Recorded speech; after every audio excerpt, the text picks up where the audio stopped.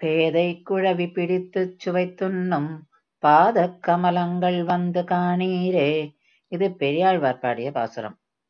பச்சை மாமலை போல் மேனி பவளவாய் கமலச் செங்கன். இது தொண்டரடிப்பொடியாழ்வார் பாடிய பாசுரம்.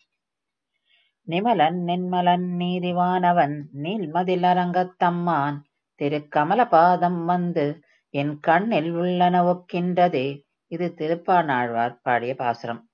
இந்த பாசுரங்கள்ல நம்ம பெருமாளை எப்படி ஆழ்வார்கள் வர்ணிக்கிறான்றத பாக்குறோம். அதுவும் பெருமாளோட திருக்கண்களும் திருப்பாதங்களை தாமரையோட ஒப்பிடுறா.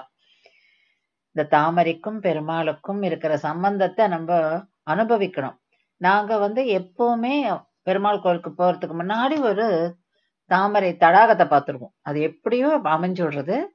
அப்படியே அந்த ஏரி ஃபுல்லா இல்லையோ பாண்டோ ஃபுல்லா தாமரையோட அப்படியே நிரம்பி இருக்கும். அதான் அங்க இருக்கிறவாளை கூப்பிட்டு பறிச்சு தர சொல்லி அதை பறிச்சு உடனே பெருமாளுக்கு கொண்டு போய் சாத்துவோம். அதுல இருக்கிற ஒரு திருப்தி it was a divine experience. Plus to have such experiences. பெருமாளை நினைக்கும் போதே அந்த தடாகம் கண்ணுல எங்களுக்கு பட்டுடுறது ஒரு வாட்டியும்.